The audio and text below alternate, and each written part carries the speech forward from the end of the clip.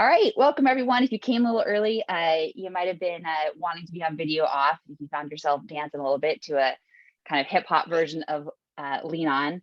But this is Lean On Navy, and I'm so excited to welcome our guest today, Admiral Hakimzadeh, who you will also learn how to pronounce that, and we can all learn kind of about respect. That's what it's all about. So I had a lot of fun practicing that today. And he was super gracious to work with me on that.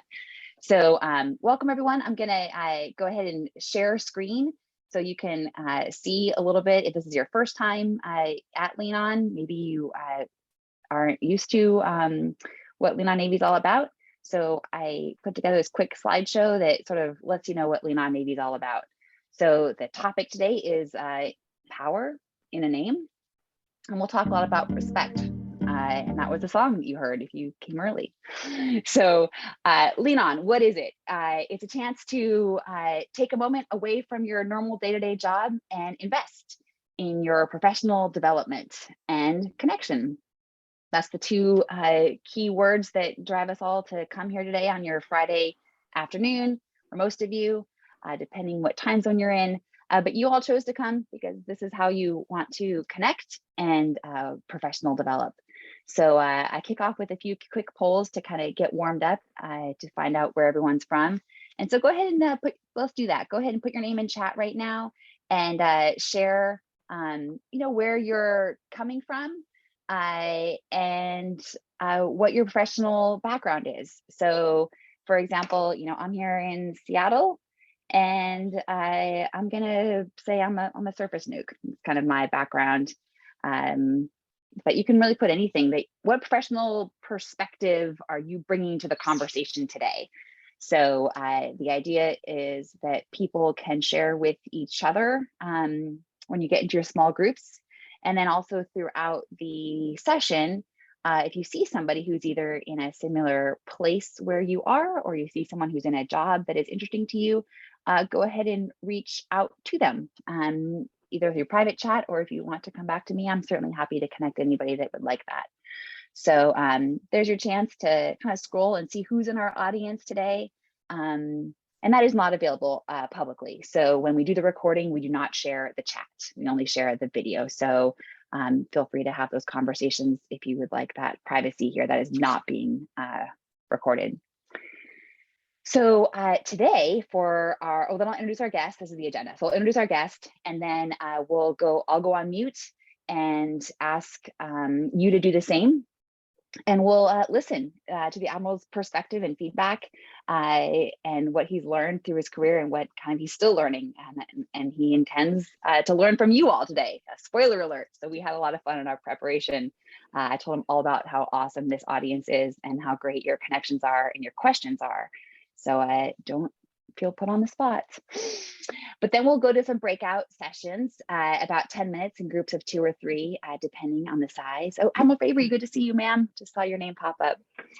And let's see, then we will come back from our breakouts, and we will share maybe something you learned in your breakout, or maybe a question you have for our speaker.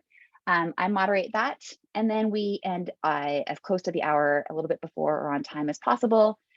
Everyone then can log off, or if you want to stick around for the after party, we'll be happy to do that. We usually have a few people who still have some thoughts they want to share. So what is the etiquette of Lean On? Select speaker view. That would probably be the best. Feel free to log off anytime. So although we would miss you, please don't feel like you need to excuse yourself. You're welcome just to log off. Maybe put a note in chat if you'd like to. Otherwise, I understand distractions come up. The real secret sauce of this group is the engagement. So if you can't be engaged or you get distracted, then just go ahead and log off. That's fine. We'll send you the recording. And those are some more resources for you. You can check out Lean On Navy. You can write more at Facebook's page to communicate with each other, or and as many of you know, I'm also the president of SSLA, the Sea Service Leadership Association. So I did put that link there if you'd like to join SSLA. And with that, it is my honor and my privilege to introduce our guest to us today, who not only was the commanding officer of the Harry S. Truman, but also had an article on the front page of the New York Times, what my mother called above the fold. So my mother was like, "Oh, I got above the fold," which I was like, "Mom, what does that mean?" And Mo, is she here? You'll see. Oh, there she is, Henriette Ann Clauser. So mother of Emily. Thanks, Mom, for being here. Still my biggest fan. So she'll be your fan too, Admiral. Trust me. Friends of mine are she becomes instant fans. So I above the fold had an article, and then many of you read his article ahead of time, which just intrigued me and really caught me at a blind spot, and at a space I'm rather embarrassed about is my inability to pronounce people's names correctly in my whole career. And so I thought, I need to lean into this. I'm just going to dig in and ask him to be my guest and help make me better. And with that, Admiral, thank you for being our guest today. Thank you, Emily. Can you hear me okay? I hear you great. Great. So, hey, thanks for the invite. Real privilege to be here to talk to you. I've been a big fan. Like I got together and talked to Emily a little bit last night, guys, and it's just incredible what she's done with this forum and what she's done with SSLA. And I've been following her for a little while as she's been doing this, and I'm all about achievement and kind of making a difference. And I think Emily is going to have no problems looking back on the work that she's doing here, knowing that she's really made a difference. So thanks for the invite. This forum's about leadership. You're all here today, or we'll be watching later, I guess, because you want to talk about and explore leadership issues. So while the topic today is about the article I wrote, about the intrinsic value and power in a person's name, I'm probably going to spend most of my time talking about leadership and the study of leadership, because it's all interconnected as far as I can tell. Please feel free to ask questions as I'm talking. If Emily, if you could kind of moderate the chat, if something comes up, or a hand raise feature comes up or something, please stop me. I'm happy to keep this as informal as possible. I really want to get a two-way discussion going here. And please, Emily, as you could tell from last night, I get excited about this. And if I stop concentrating on it, I start talking really, really fast. So don't hesitate to say, hey, could you slow it down to, under the speed limit, please. So, yes, sir. So far, so great. Okay, good. So, why did I write the article, kind of the piece? And it really starts with what I call my leadership journey, just when I became interested in the study of leadership. And it started, and it's great that we got Master Chief on here, because it started when I first went through the old command leadership school, going back to, in my case, it happened to be going into 05 command as an aviator. And I think that's the first time that it just occurred to me that leadership is hard. Before that, I'd been I'd been a divo, I'd been a department head. I spent time thinking about how to solve problems with the people I worked with every day. I felt I was really good at it. Super confident, boring leader. But what I really was good at, looking back, was I was good at watching others lead. Thinking I could do a much better job, and essentially, leadership for me was raging against the machine. But as I was sitting there in Newport, thinking about the next step, going into command, I got this, the first real inklings in my professional career that, I was about to become the machine. And all of a sudden, all my notions of, born leaders and all I need to know about this leadership business is what I learned, watching the mistakes of others, all that just kind of flew out the window. And I got a little scared about it. But so it got me thinking about it. It got me, I started my personal study, the leadership journey. And over the years that have followed, like most of you, I've suffered through all the leadership experiences that we've learned about, we've dealt with, and come to know about. Imposter syndrome, self-doubt. The sheer joy of team victories, right? The heart-wrenching agony of your individual defeat and beating yourself up about defeats. DOMI surveys, those Likert surveys that have some random unidentified E3 saying that this command doesn't care about its people, and you sitting around churning on that over and over and over again, going, is it me or is it your third class when you talk about this command? and all these feelings are normal, right? And this is all, unless you're a complete sociopath, it's normal for a leader to think this way and feel this way. And we have on occasion bred sociopaths in our organization. But somewhere along the way, I just decided I love this. I love this idea. I love studying it. And I was going to read, think, speak, and write about leadership. And I've been pretty disciplined about that. And I've read a ton. I've taken every course I could sign up for. I've had executive coaching. I've listened to podcasts. All the things. And the result of that, and it's relevant to today's discussion, is that as in my thinking about leadership, I've developed a mental model to kind of keep it all straight. I align them into the various aspects of leadership that I study into three different bends, right? So I align them, I bend them into respect, communication, and trust. And this article, obviously, if you had a chance to read it, it falls into the respect category. It falls into, I want to talk about how, I think mutual respect is a very important component of this whole leadership journey that we're on. Also, to put the kind of the subject matter of the article into a little bit of additional perspective, because it seems relatively simple. Okay, hey, I'm talking about somebody's name. Okay, so it's my name. It's hard to say. What's the big deal? But the way I think of it is I view the path to personal growth and self-improvement as a long series of very small steps. I'm somewhat influenced by what Brene Brown writes about these sort of things in her books. But one of my, just for perspective, one of my favorite memes is, two stick figures and two ladders. And on one of them, the ladders are, the rungs are super close together and the stick figure's at the top, and on the other ladder, the rungs are way far apart. And, the little stick figure's at the bottom trying to jump up to catch the first rung, the head up. So, I very much believe that as humans, we're capable of contemplating and outlining large problems very, very well, but when it comes to solutions, tackling solutions, we really need to put things into smaller steps and kind of take them incrementally. When it comes to, get real, get better, we're darn good at get real. There's so much get real out there, it's crazy. The getting better piece is, it's going to take a little bit more work. And I see that as being, it has to be done in incremental, manageable steps.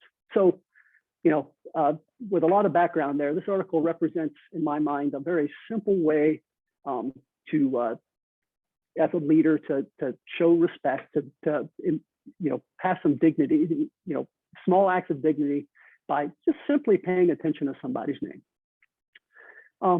So my premise is there power in the name? So it's the validity of that premise is worth exploring.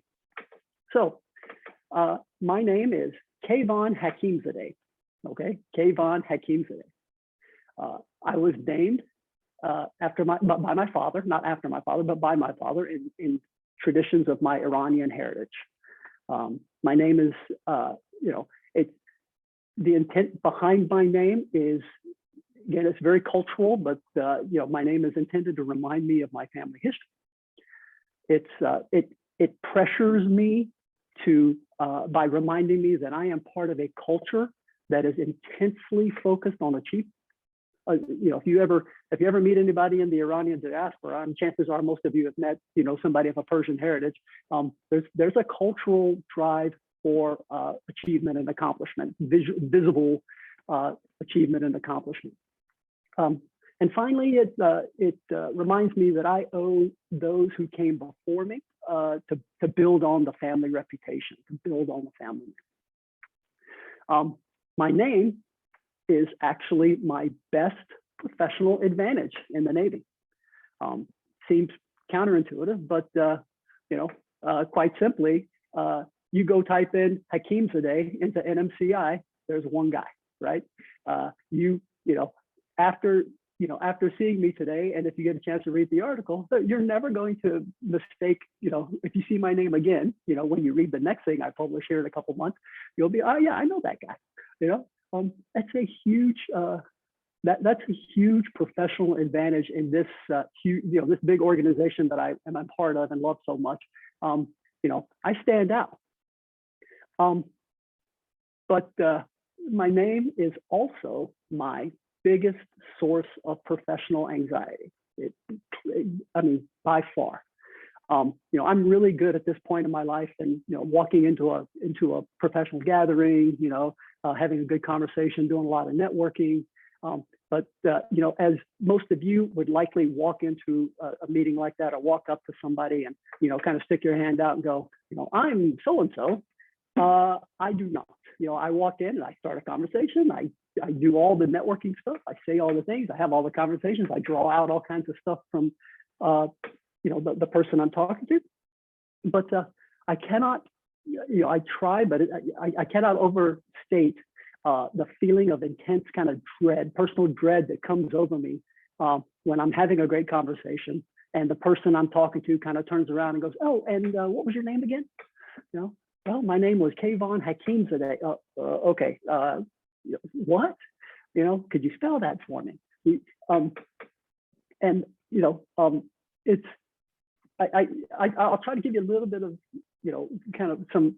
It's not a real equivalence, but a perspective on try to give you a little bit of perspective on the anxiety that I'm talking about. So there are people out there who are middle namers. I like to call them people who go by their middle names, right? They just some people just prefer it. Some people are named after a senior and they want to be different than a senior. But there are some out there who just really, really dislike their first names, right? And they want to go by their middle names. And so you walk into you go into a place where you've never been before, a new class or a new organization, whatever, and they call you by your first name. It's almost like you're in a room full of people and there's a giant spotlight shining on you, and you feel like you're the different one in the room.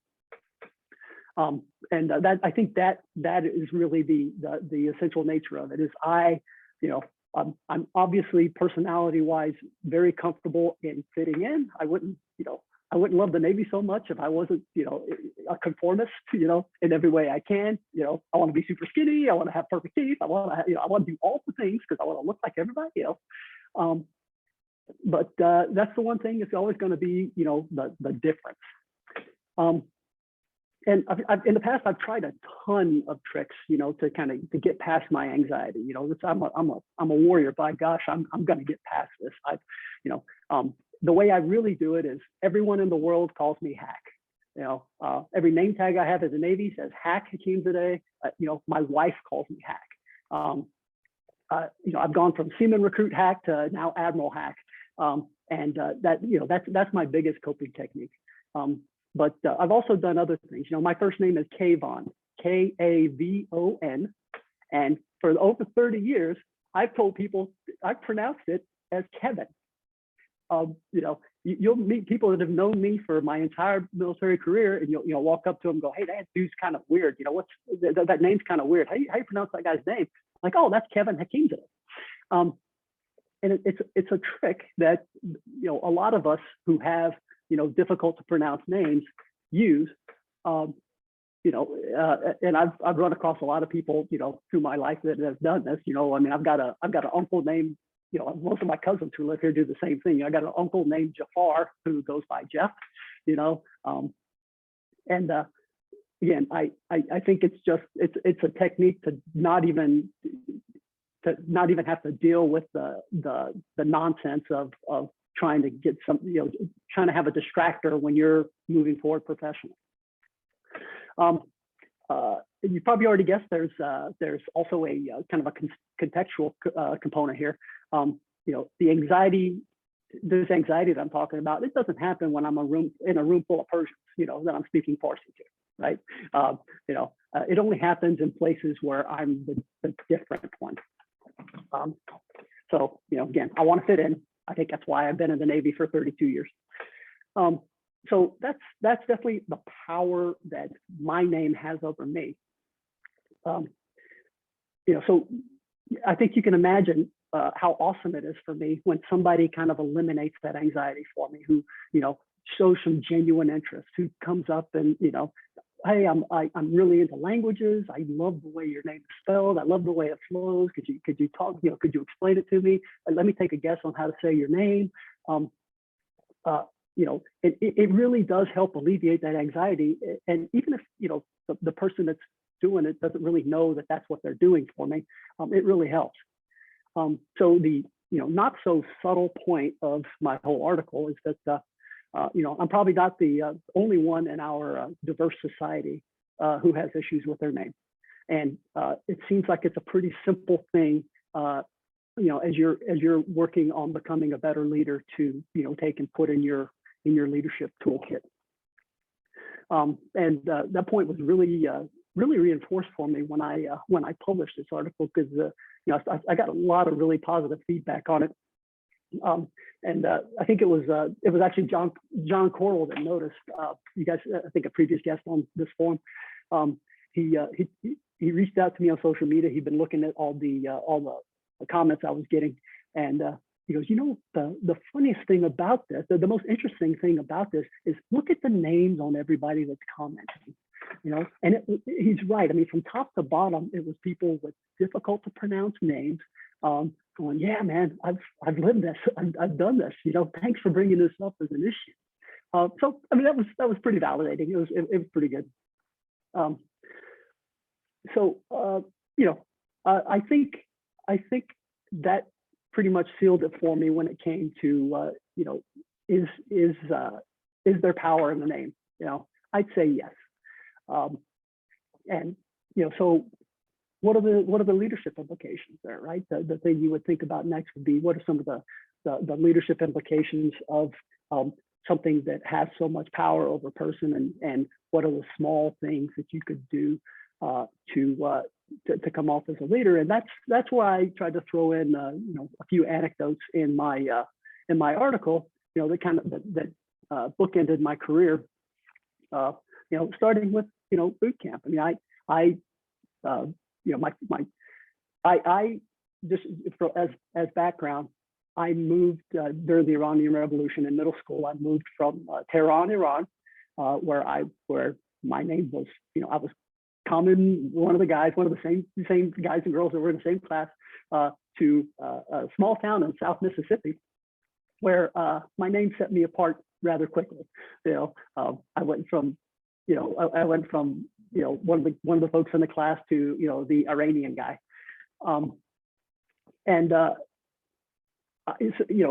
with all the implications there, and it was interesting to be kind of a different guy. But anyway, when I finished high school, I went running out of Mississippi as fast as I could to the Navy, and my first experience was in boot camp. I walk in, and two RDCs there. We called them Rocky and Bullwinkle, one tall one, one little one. And the tall one took a look and it's like, yep, I'm not even going to try. You know what? Yeah, I'm not even going to try. You're Yamaha. I'm just going to call you Yamaha from now on. And and that was it. Good guy. Did all the things that RDC was supposed to do. Pushed us through.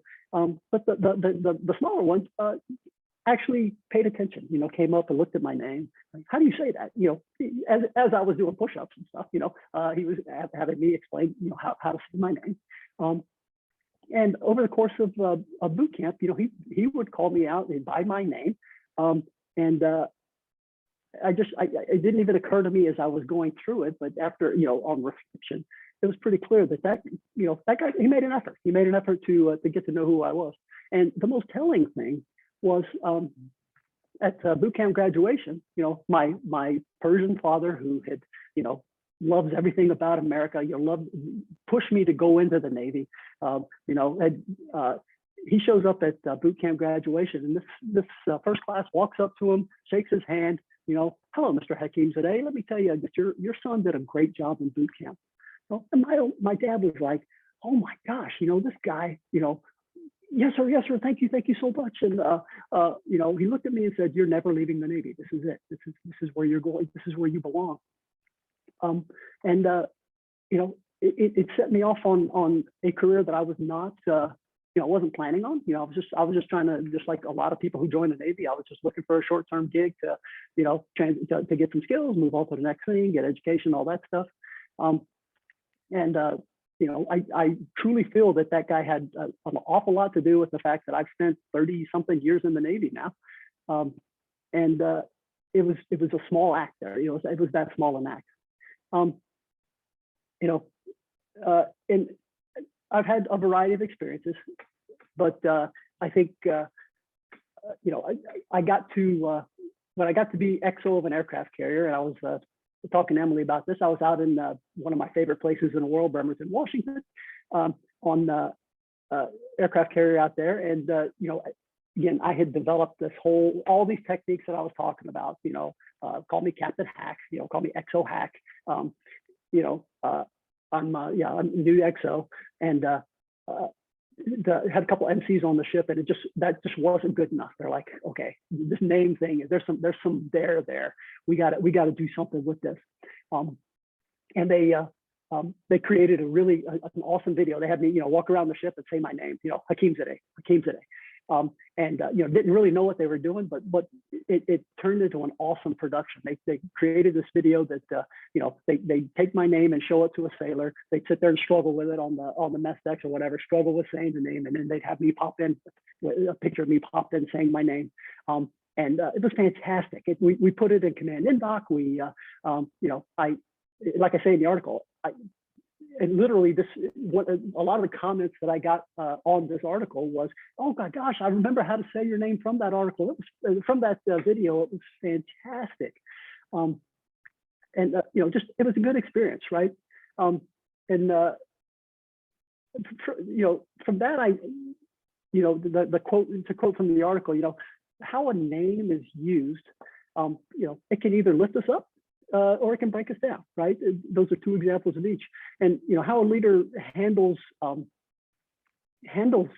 difficult to pronounce name can reveal a lot about the leader's character. Goes to respect, right? And eventually leads to trust, and I think, again, that essential element for leadership is, developing that trust.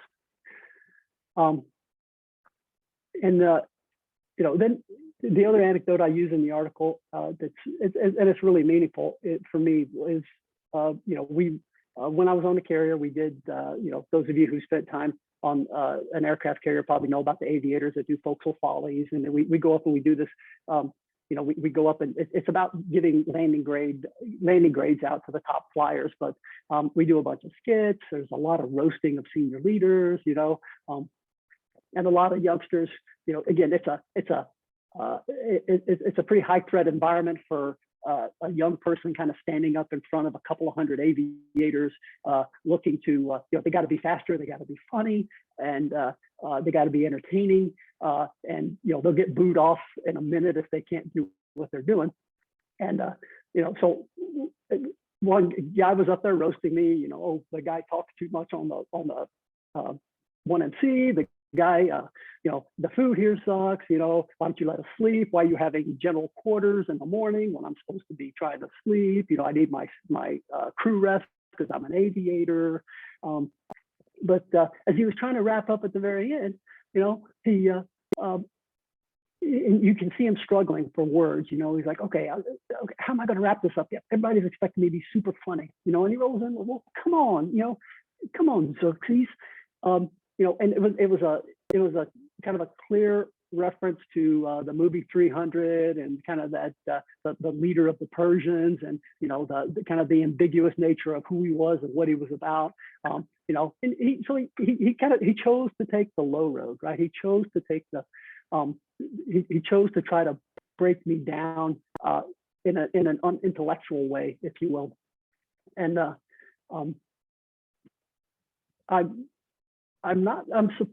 what surprised me about it, first, my reaction was, I just kind of laughed it off. Everybody froze. I mean, it really was, again, I was sitting next to the Admiral and everybody froze, including, my strike group commander kind of turned and looked at me. And I just like, ha, ha, ha, and let it go.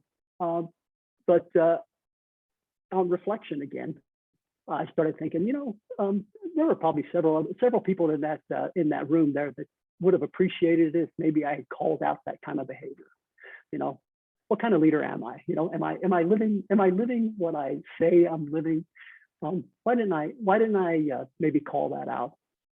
You know, and you know, the other piece was kind of the pride piece again. You know, I'm a hardcore leader of warriors. You know, why would I let somebody's words have such power over me? You know, why do I still have this level of anxiety over, you know, my identity, my name, you know, and let some guy who you know doesn't really even know what he's doing, he's just kind of struggling for words, have that kind of power over me. So I kind of conclude with yet another quote from the article that I thought about hard, and my wife and I collaborated on this one. She is definitely my coach. Whether good or bad, each of these experiences that I had with my name influenced me and formed my identity.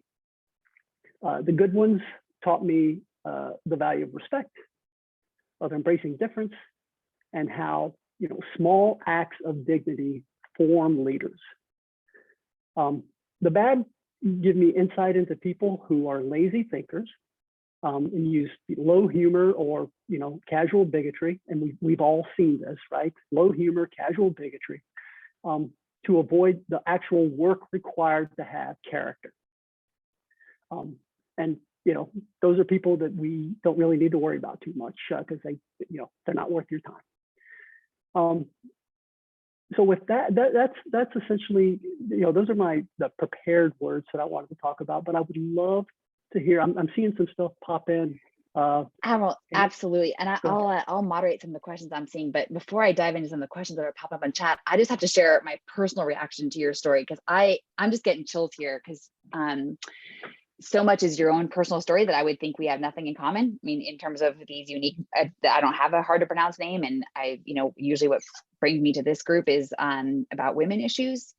Yet everything you're saying resonates with me. Is like a story, like there I was. I've been there freezing when I want to laugh at a joke that may or may not have been appropriate. And I felt like, oh, did I laugh okay? Or, you know, ask myself, is there power in a name? And I think, oh my gosh, that power of that. I mean, just imagine your dad getting that handshake of somebody from the most junior moment in the Navy. And now that for 32 years is there's your dad going, oh my gosh, this recruit leader took the time to shake my hand and know my son's name and get my name right. Like, I mean, I'm like, oh, I did that once. I went and found a parent and I wrote a letter and telling them that their sailor had done something special. And I'm getting chills, like, oh, maybe I did something right there. But and then your question about is this a source of anxiety or is this my advantage? I mean, that is a question that we've even talked about in this group, but I've been like, oh, I stand out because I'm the only woman here. So that's professional advantage. No one's going to forget me because I'm the only woman here. And so I stand out. But it's also my professional anxiety and dread because I don't want to get it wrong and be too woman or not enough women or be a woman before I'm an officer. And it's my identity, and it's everything you're saying. Somehow hearing it from your perspective is shedding just incredible light on that. And like, it feels uplifting. You know, you've put a spotlight on it in a way, and even your coping mechanisms. I just love that you have these coping mechanisms that are, okay, just call me Hack. You know, I think I should just call me sir. That's fine. Sir is fine. You know, like it's fine. Ma'am, sir, I'm not going to, just everyone's welcome here. It's okay. I'll take it. Yeah. Right. So there's so much parallel and so much power in your story that, wow, thank you for sharing. I do see, let's see, I have Lori asked a question. I wonder if you would do anything differently. Something she said, I'm wondering if you would even ever do something differently. There is something to be said for giving any more oxygen. Lori, do you want to go ahead and ask that question directly? I'm not sure I get it quite right, what you've written there. And I'm sorry to put you on mute there, but if you want to take yourself off mute, Lori, you're welcome to just go ahead and ask that question directly. I see you're struggling with the mute button there. That's okay. Okay. I think it goes with Jessica's question too. I mean, I think it's along the same lines, right? It's okay. And gosh, how many times I've rolled over this in my head multiple times. yes, I would do it. I would do it differently. You cannot. The only way to prevent that sort of thing from happening. There were probably 400 people in that room. If I had called him out and stopped it right there, think about the impact I could have had. So yes, absolutely. I should have called out that behavior, and I should, and it should be called out every single time. Otherwise, I'm just perpetuating something that shouldn't be perpetuated. And how might you do it? Let's role play. So role play, go. How would you do it? So, I make a terribly joke. I offend you. The strike group commander looks at you. Go. It would be. Again, I've thought about that an awful lot. I'd probably, again, I was amongst aviators in the room at the time. I probably would have said something completely inappropriate back along the lines of, yeah, hey, thanks very much, you racist, or something along those lines. So I would have called him out. I would have blatantly called him out. Then I would have said something really, really ugly about his mustache, because he had, of course, had a crew stash too, and he okay, I would have said, hey, that's a real, that's kind of a racist statement there, cheese stash or something along those lines. To try to kind of keep it within the context of what's going on, because there's that natural fear of, hey, we're having a great time, everybody's joking, everybody's laughing. Oh, now here comes a big cold bucket of water. It's a lot of pressure. But I have thought very hard about it. Yeah. I think many of us, given the people that are writing about it in chat, I think many of us have found ourselves in that situation where we also want to laugh at the joke. We get looked at. I find people look at me first when I'm a group of men, and if a man tells just a racy, sexy joke, they look at me and apologize. They always go, yeah, they're always like, oh, and then the punchline is something about sex or something inappropriate, and everyone looks at me and goes, oh, I'm sorry, as if like, I'm the one that has to go ha ha ha, or I'm the one that has to go, oh, I'm offended, and and I'm in the Navy 22 years, so I'm gonna conform, like you said, I want to be a conformist. You may have heard it before. Yeah. I'm sorry, tell me a funny joke. That's just not funny. I don't have to resort to sexual body parts and references to blah to, and I've done that before too. But gosh, so much great stuff on the chat. Great to see. And I Don didn't get you. Don Dittmer, our SSLA VP of admin, tells his story here. So thanks, everyone wants to read that. You can read John's story too. Thanks for sharing that great story, John. It's just great to see the impact you're having, your story has on others as well. With that, we're gonna go into breakout rooms, and we have, let's take 10 minutes. And the question is, we want to just take a moment to think about examples of showing respect. So the Admiral gave lots of small examples. I love that image of the ladder, that you think about making smaller steps up that ladder. CNC Joseph Farney helped me at the beginning of this helped me up that ladder with a little step of helping with the audio. Just his little act of showing up 5 minutes early helped me get this going, because I didn't know how to make the audio work. So that was a little example of respect. Hey, I'm going to show up early and see if Emily needs any help. So that's my answer. So we're going to do just really quick breakout rooms, maybe even 2 to 3 people per room, and just introduce yourself to the other person, and then say a small example of respect, that either, or lack of respect, if that's what you have time for today, but a time that is a small ladder step of a sign of respect or a sign of a lack of respect that maybe you want to share with the other person, and then we'll come back out. Any questions on that? Okay, we'll do about a 7-minute breakout room. And when you all come back, go ahead and join your room. And if you don't join, I will hastily put you in a room where there are people. So the question is, examples of respect. All right. I apologize to those of you that I've cut off in the middle of your great conversations. I know that happens just every time. I have no good way to do it. Just call it Zoom etiquette. We'll never quite get this right. And as a matter of fact, I'm sure some of us now that we've come back out of COVID find ourselves wishing we could just Zoom or leave breakout rooms when we're in real person, because we've gotten used to this. Some of us too much. But welcome back. So I'm going to put us on gallery view so I can see everyone's faces and responses, and good to see everyone off on camera.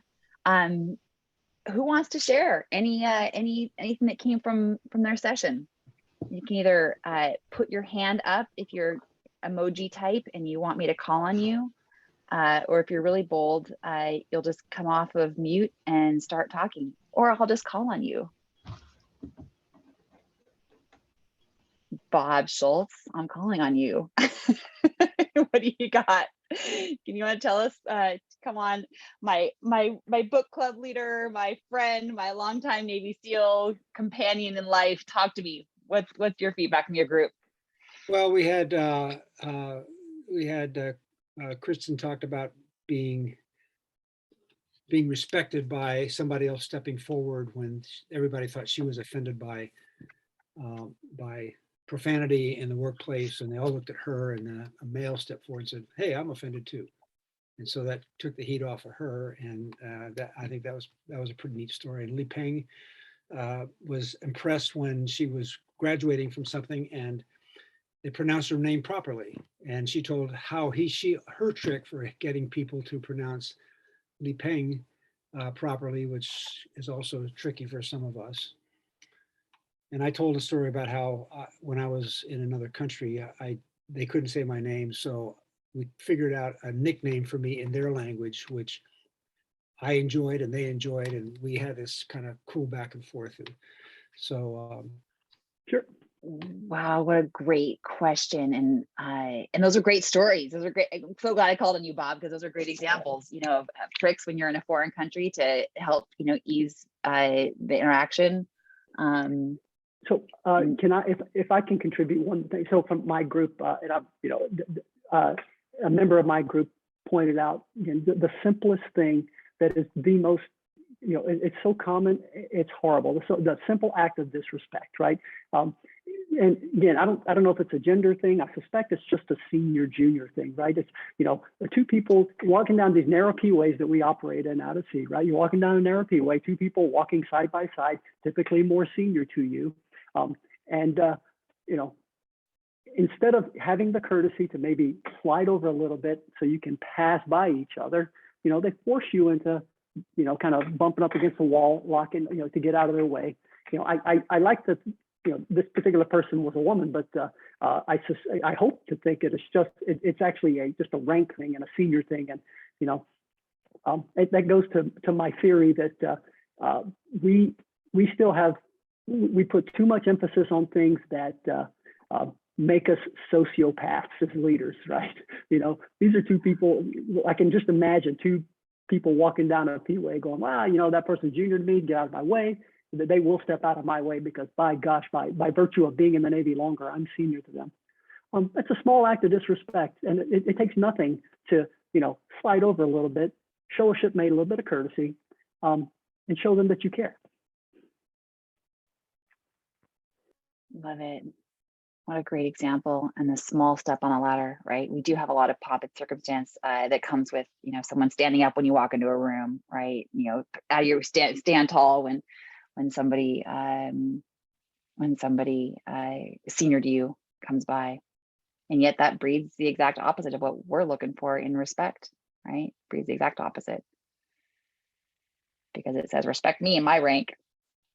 All right, anyone else want to share what came out of their group? I'm gonna call on Admiral Fabry. Kristen, either in your retired state now with the gorgeous trees behind you in the Pac Northwest, what was in your group, ma'am?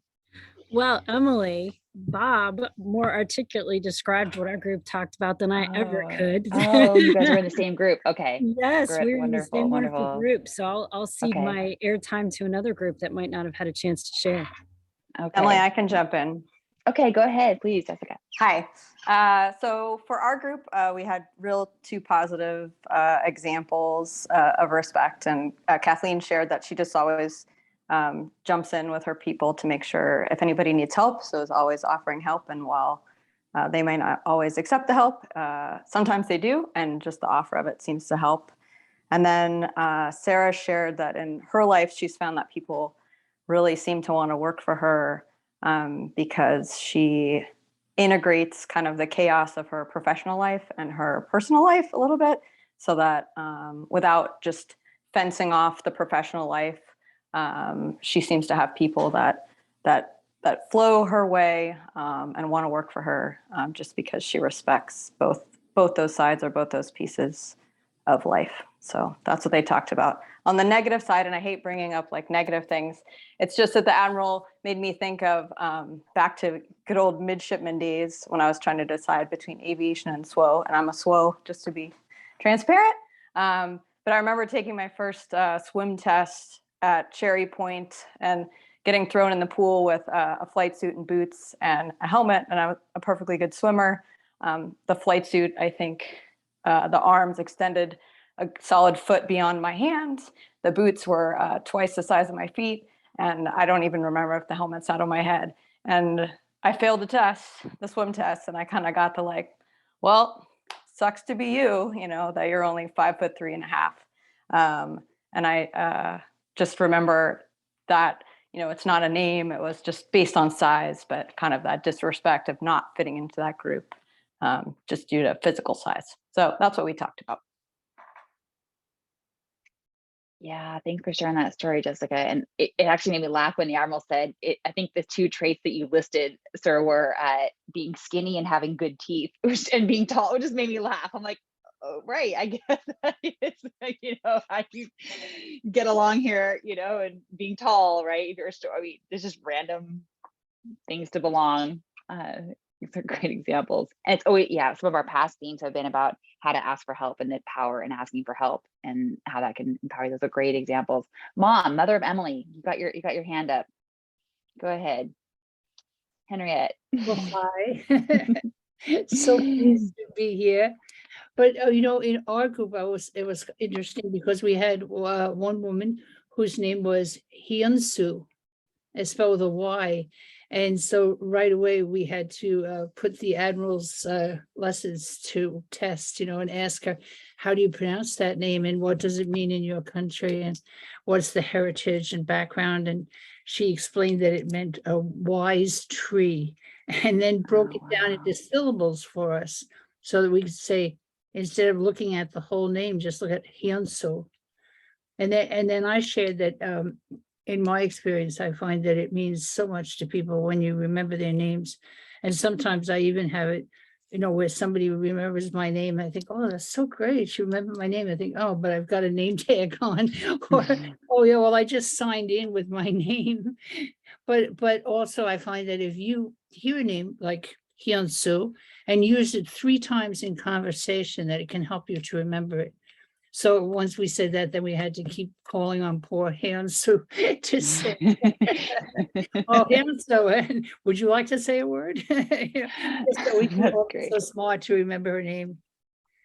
But, we also talked about how people sometimes, well, in my name is Henriette with an E, and sometimes people put an A on the end. And I hope Steve Haiti doesn't mind my sharing that he also objected to people wanting to add an extra letter like handy or hardy or something. So it's funny because they're little things that may mean nothing to you, whether you put an A or an E on my name, but it makes me cringe. So I appreciate it when people call me by my right name. And I appreciated Hyunsu explaining her name to us. Thank you. Thank you, Mom. Erin, go ahead.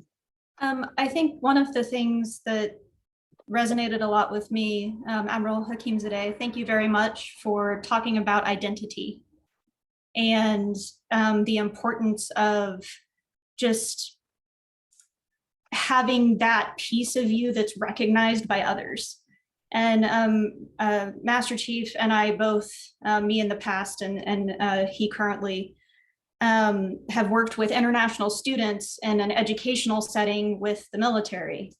And I think something that we discussed was making the effort is what matters.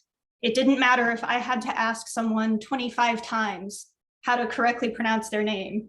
They would always take the time and appreciate that I was continuing to try, Right. And I think that that's something that's really important. And we also had some side conversations about like twin identity and just names in general, and accepting like the middle name issue that was brought up as well. So I think it's an integral piece of all of us, and having that identity acknowledgement is really what it's all about. And so I just really appreciated you bringing that up. Thanks. Thanks, Erin. And that's exactly why I think this community is just going to continue to watch this over and over again and love what comes from it, because so much of it is just you being vulnerable, sir, and telling us your story. But all of us have a piece of it in ourselves, whether it's a gender, or whether it's our sexuality, or whether it's our name, or whether it's our height, just whatever it is. There's so much. We all have an identity, and we all want to be seen, and we all want to be, and it's all about respect. So really huge lessons. We are at the top of the hour. So Amber, I hope you can stick around a little bit for the after party, but I want to turn it over to you, sir, if you want to give any closeout comments, and then we'll start the after party, people who want to stick around after the top of the hour. Thank you so much for the opportunity to do this. Brilliant conversations. I really got a lot more out of this than I was even hoping for. So thank you so much.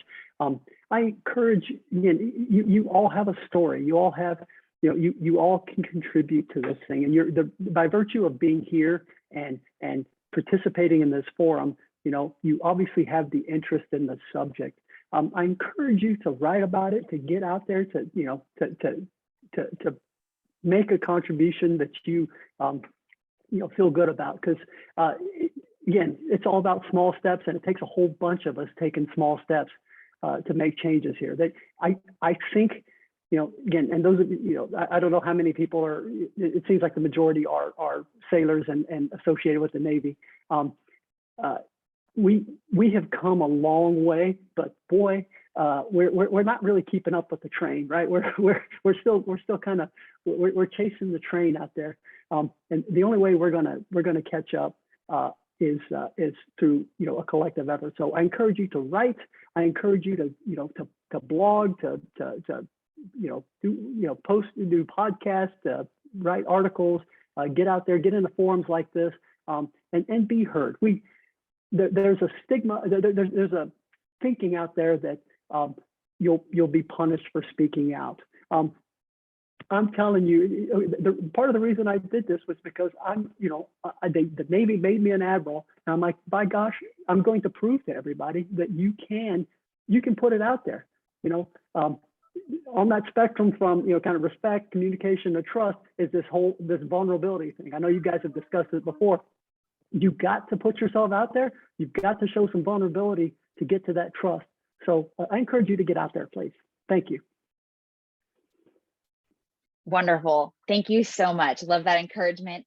All of you did a piece of that by showing up today to be part of this. So thank you for joining, and go out and write about it, blog about it, share this if you've got something from it with your teams. That's the whole idea, is that you take this back to your teams and continue building that ladder, those small steps in that ladder.